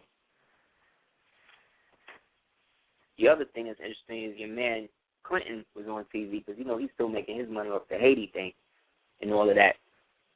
And all of them black people that helped him do that. That should tell you something. The Haitian people still, all of that. You know? And these people still selling that album. And them Haitians ain't getting a dime off that shit. So again, all of these people who helped him do it, these black people, they are not, you cannot look at them as anything other than collaborators. Clinton said that he would invoke the 14th Amendment if he was president right now to deal with the debt ceiling. Think about that. He would invoke the 14th Amendment, that amendment that basically shows that you are a corporate slave.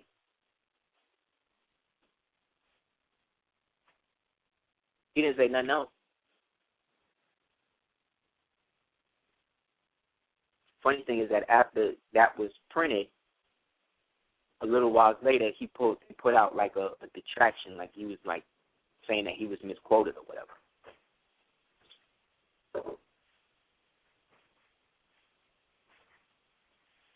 What else? Also there's a new treaty that's up between the United States and Morocco, the present Moroccan so-called government, which they're about to invade. They already started, like I said, they've been started in Pakistan. They've been started in Nigeria. They're about to start. They done already hooked the Sudan up how they wanted with that. And remember, all of this is about negating China.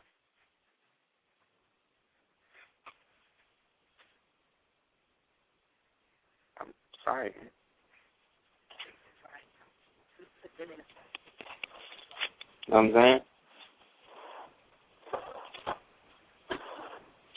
So, as this is all going on, the proposed notion now of a lot of these governments is to get rid of the dollar.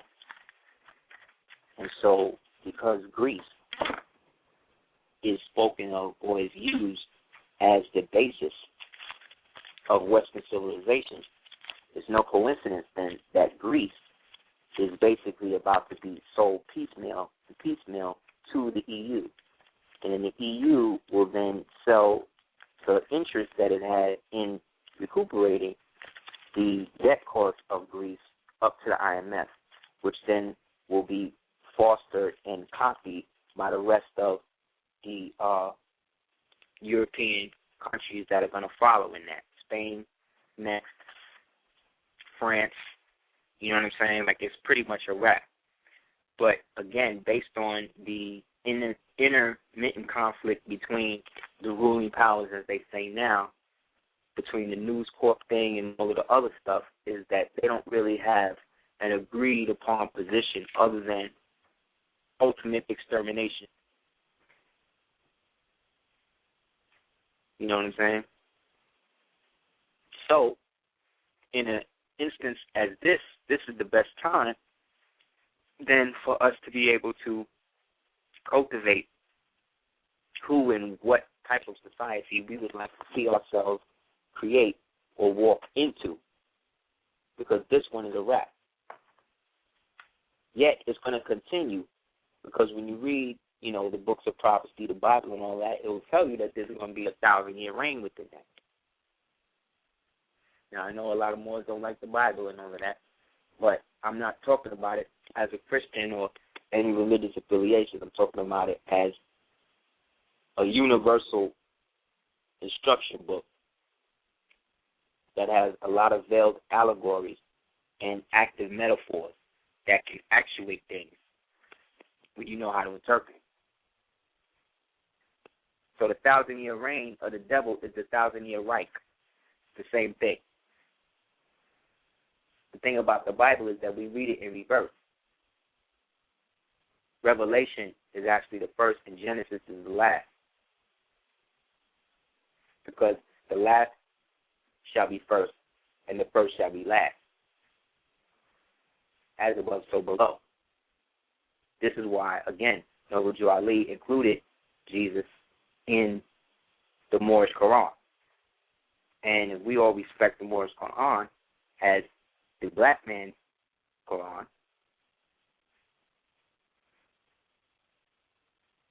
then we would do the knowledge to the overall fulfillment of what it is we're supposed to do and be. You know what I mean?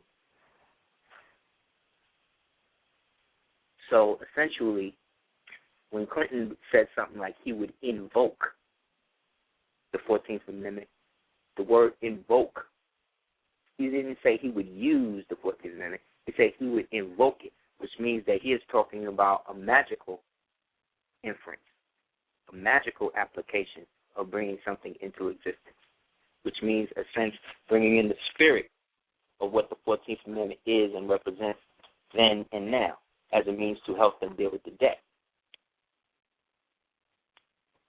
In my lawful opinion, the only pretense he could use to help raise the ceiling by using the 14th Amendment would be to put it out there that the United States itself is a nation of corporatized citizens. And therefore, as the United States, as a corporation, or as an NGO, as they have been listed by their own UN, which is their parent organization now. We're not talking about the United States for America and General Congress Assembled, or the original several states or 48 states, or the original old dominions and republics that existed. We're talking about the analogous that the child created out of a necessity to protect us from illegal taxes and illegal intrusion of our brothers and the use of their slaves as mercenaries. So this new treaty with the United States and Morocco, they put it out on July 7th. So you could type that in and read it yourself.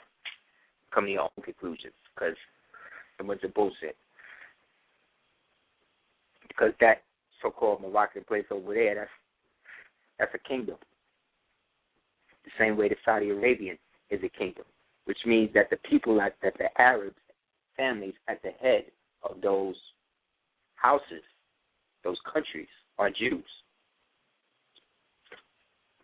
Meaning they're Arabs, meaning Philistines, meaning peoples of the quote-unquote Middle East, which is also a mythic term, but peoples who descend from those peoples who were ruled over by the Candaces and the Aksumite Empire through what is now Istanbul, but what was then the Pelagian Roman dynasty, that history refers to as the Byzantine, but it's actually Byzantine. Because Bey, in Turkish, they don't just say Bey. They could say there's a Bey, then there's Beyliks, then there's Beyler Beys, then there's Pashas, then there's Padishahs. All of these are old Moorish Kufic, going all the way back to 7th century, and even then before then, going back to then the Etruscans, Minoans, and who then go even further back to the old dynasty kingdoms of what is now Kemet, as well as the old Elam, which became Sumer, which became Babel, which became Babylon, which became Babylonia, which is then went through an intermediate period where it was called Havilah, then went through many periods where it was just the desert, and then eventually, after the close of 1914, became known as Iraq.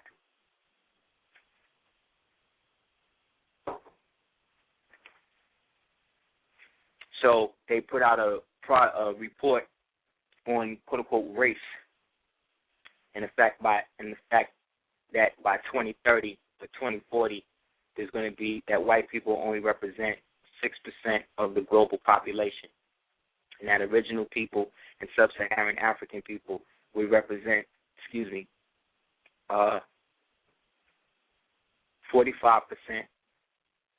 and then, you get into Hispanics. But the way that they broke up Latin people is very interesting. They broke it up where they said Hispanic whites.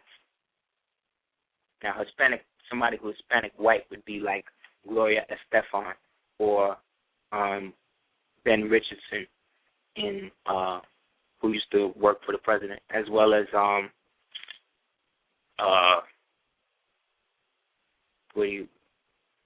real Argentinian-looking white people. But the word Hispanic comes from Hispaniola, and we know that Hispaniola was the old name for Haiti. So that means that if you are Hispanic, they are tying your ancestry to the blacks of Haiti, because you had Hispaniola, and then, now Haiti, the same island split down the middle, you got the Dominican Republic. But those Dominican Republican people are really Haitian people too. And there's an aspect of Haitian people that is Dominican Republic, but the Dominican Republic are falling under the racial jurisdiction of Hispanic whites. And they're using that based upon,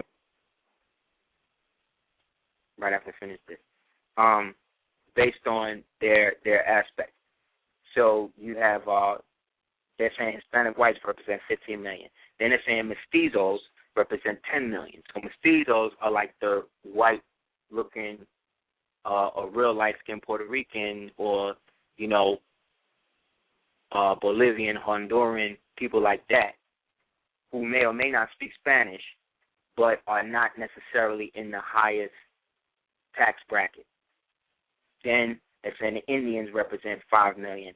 And then the Aboriginal Latinos, that's us, is like 10 million.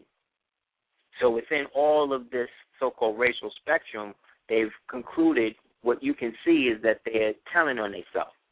One, they're saying that obviously 2012 is not the end of the world, because if they're doing projections all the way to 2030 to 2040, that means that they know that a world will be here, you understand, in which they will not be the dominant factor on one level. And then on another level, you got them putting a cap, if you will, on their own civilization. So, let me see. Oh, there's 12 minutes left. Okay, we'll try to get a call in real quick. Yeah, I see it. Yeah. Yeah.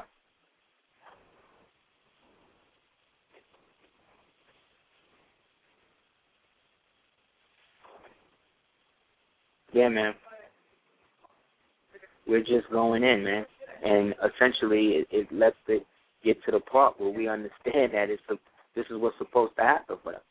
So, if this is what we wanted, why are some of us working to become so deeply involved with them and in it? Okay, let's see what people think. Peace, you want to speak on the radio? Brother-Aseer. Might want to turn down. Peace. Peace, family. This insight, man. Man, you ain't have to take no calls, brother. You was going in tonight, man. Salute, Thank brother. You, brother. This is an excellent show, man. The timing was perfect. And on my show, I kind of got into the White House thing. I see you talked about that for a minute, but I want to look at it from a different aspect. I don't want to hit you with this to get your take on it, man. Jim Morrison, Kurt Cobain, Jimi Hendrix, Janis Joplin, now White House. Is there something significant, man, with the age 27? They all died at 27, and they all were heavy drug abusers. And I was telling the brother today, when you look at these people, the fact that they were heavy drug abusers, when they die, people look at it as all, they just overdose and they go about their normal day, get their coffee and their latte, and don't think about it. They wash it away. Exactly. So can you get into the science of that, man, about their age and the fact, that everybody just looked over their desk because they were abusers of drugs. Indeed, indeed. The 27 is significant because that's actually 9. So that's born. You know what I mean? And 9 is representative of bringing things into existence. 9 also represents the 9 billion years of memory that we suckle from or that we draw from in the womb to be able to download and integrate the information that we get when we get out. So breastfeeding in that way is a form of relaying information from a hard drive, if you will, into a computer screen, which is then the child, that absorbs and shows what the child internally what it's supposed to do. That's why they don't want people doing that. But now that white women are doing that, they're doing that. Amy Winehouse was an advocate, again, of breastfeeding with her crackhead self, in life. But they are collectively, as a society, against natural shit. They just want to have the use of it to look like it benefits them. But because they are an artificial people, anything natural, they have to make it artificial to integrate it. Because we're natural people, we have to have our nature switched to an artificial nature to then be broken down, to then be absorbed into what they want to do. So the 27, again, being 9, is really just an aspect of them trying to born something into existence, trying to bring something into reality. In fact, she was a Virgo. Right. You know what I'm saying? An earth sign means that they're using the earthen element of her womb, the material, right, aspect of herself and what she represented in terms of sound. She was like the white, at least with that album. Because if you listen to her earlier stuff, it was cool, but something about that album particularly. And then Back to Black had was a classic. certain channel in it. Yeah, it was like and again, it was Back to Black. You see what I'm saying? A lot of this shit was just very black orientated. At that time, Britney Spears had an album out called Blackout, remember? And she had a record called Give Me More, right? Give me more. Give me the more. You see what I'm saying? Right.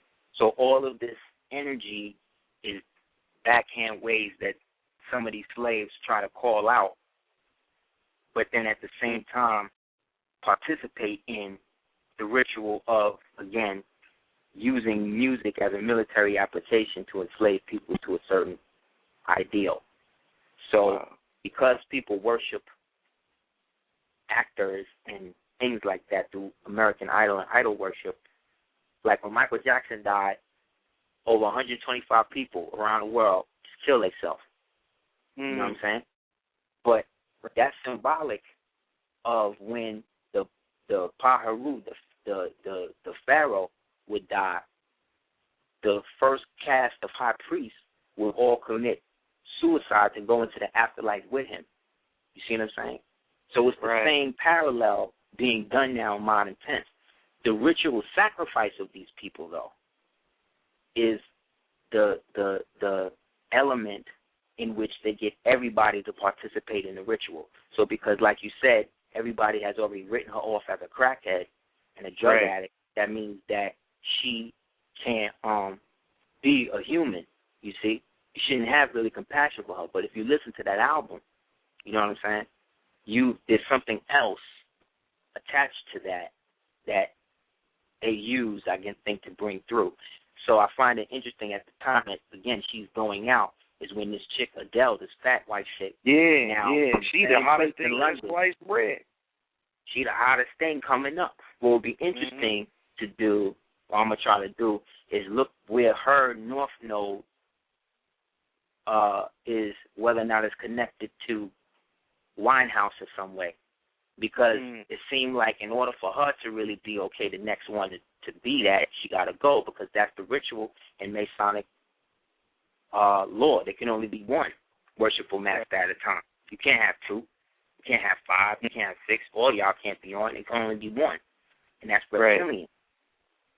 You know what I'm saying? That's the mentality of there's not enough for everybody. That what you're saying is not good enough. And if you don't like and if they agree with you, then fuck them too. That type of attitude, that type of shit, has nothing to do with us as a people. This is something that we have grafted into us as we are now going through our, let's quote-unquote, deniggerization, if you will. Like, we're getting to the point where people like us understand that what nigga meant to me and you growing up is totally don't even have the same effect it do on these kids coming up now. Right, exactly. Because we, our generation, niggerized the white race through hip-hop. Mm-hmm. But we didn't take control of it because we had a bunch of weak dudes at the top, people like Quincy Jones, all of these dudes that get the awards every year or whatever. These are the dudes who, so I would rather, you could take half of Motown Records if you give me Marvin Gaye back. You could have half of Sony, nigga, if you give me Donny Hathaway or Bobby Marley or Jimi Hendrix. I'll let you take all the cash money, son. You can have all the Dr. Dre and them if you bring back people like Jimi Hendrix or people like, you know, these real people. But these kids, they don't even know who these people are. They don't even know who Tupac is. Give me back Sam Cooke, fam. You know what I'm saying? Come on, fam. Come on now, man. Give me back Frankie Valli. Give me back, you know, what's his name? Thelonious Monk. Thelonious Monk, right? These geniuses, man. Miles Davis, Ray Charles. They killed Ray Charles to have him play Anubis in the ritual of Ronald Reagan dying. Ronald Reagan was Ramses to them. So Ramses was endowed with the protector of Anubis of Ampu as his guard dog. Ampu also represents, that's the jackal-headed god, represents melanin. So whatever you see him doing in the pictograph is what your melanin is doing with and to you. But in that, Ronald Reagan being Ramses, then when he died, because they mentally debilitated him because of all of the crack, Iran-Contra, Vietnam, MK Ultra, because him and Nancy Reagan were paid informants during the McCarthy era. And they informed on Frank Sinatra and all these niggas, and that's how the CIA got involved with the mob and the music. Yep. Because they was all Bob Hope, Johnny Carson, yo, you could do a whole occult thing on one of them niggas, because them dudes was so involved with a lot of what's going on today in modern entertainment. You know, the niggerization of entertainment is the fact that they don't even have a means to even categorize it. But you would never know based upon the image that they created of these people. But everybody comes from somebody. And everything starts somewhere. And everything has an end. So now that we have reached the end of their society, people like us are here to remind the people that we can have something for ourselves and allow this society to deteriorate how it's going to go without having to feel like you got to go defend it. So long as they're not coming and knocking down your door, you understand? You potentially then can leave and hook up somewhere where something is established for us. But we can't do that if we are all under the oaths and obligations of former orders that have proven themselves antiquated and outdated and useless as a means of accurate defense as a people against everybody. If I'm just the only one getting over and you just the only one getting over and we not giving the knowledge to nobody, then we're part of the problem. Exactly. Like Lupe Fiasco said, man, silence is worse than violence, man. That's what I'm saying. Yep. And and at the same time, show you how the niggas can be ignorant, but at the same time, there can still be glimmers of genius in the melanin. Lil Wayne tweeted one day that patience is a talent. Said that patience is a talent. And that's real. Yeah. So how could someone, again, it shows you the level of dichotomy and where we at as a people, where we could be very profound and then at the same time just be the total, worst of the world. At the same time. That's crazy. At the same time. So now is the time, I think, that we're being positioned astrologically, astronomically, to be able to make a clear delineation as to what we're going to participate in and what we're not. And once we do that, we can create protocols as to how to deal with people who may be collaborating and how to find a way to maybe extricate them from us without having necessarily body a person or whatever. Because that's the old way. Right. There got to be a new way for us to be able to get what we want, where we could get more and do less. Because up until now, we've been doing a lot more and getting a lot less. So now everything is flipped. You know what I'm saying? We got to, in a sense, do less to get more. The more you try to be up under these white folk, the more they don't want to have nothing to do with you. But they'll use you. The more you act like you don't care and you don't have nothing to do with them, the nicer they are to you. Now, this don't mean that all white people hate black people, but it is to say that there is a dichotomy between black people and white people that black people and white people are not dealing with, and it's holding up the progress of everybody else. You know what I'm saying? Where it seems like we don't want to do what we need to do, and these people don't want to give it up. So if we don't work it out, if we don't figure it out, the Chinese gonna come and take the whole shit. Yeah, they go right off in the sunset with the whole thing. Exactly. You know what I'm saying? With the whole shit. Them niggas got Africa locked, son. That's why they not bugging over there. They got Africa locked. Yep. Everything that happened in Africa is about kicking the Chinese out. Yep. So, thank you. Tell them when your show is, brother. Man, every Sunday night, 6 to 8, Blog Talk Radio. You know what I'm saying? Insightful hour, man. We be having shows, brother. Aseer done been on twice. Just trying to do our part and play our position, man. That's all, brother. Thanks to you for another great show last night, brother. And peace to Baby Amore and the Queen, man, for real. Thank you, my brother. Thank you, man. All right. I appreciate it. Yeah. Okay, fam. Have a good night. Man, hotel. I'm going to speak to you soon, man. Peace. All right. Yeah, y'all. So, in a nutshell, that's pretty much it. I appreciate everybody tonight. It's a great show. I really feel good. Amore says peace.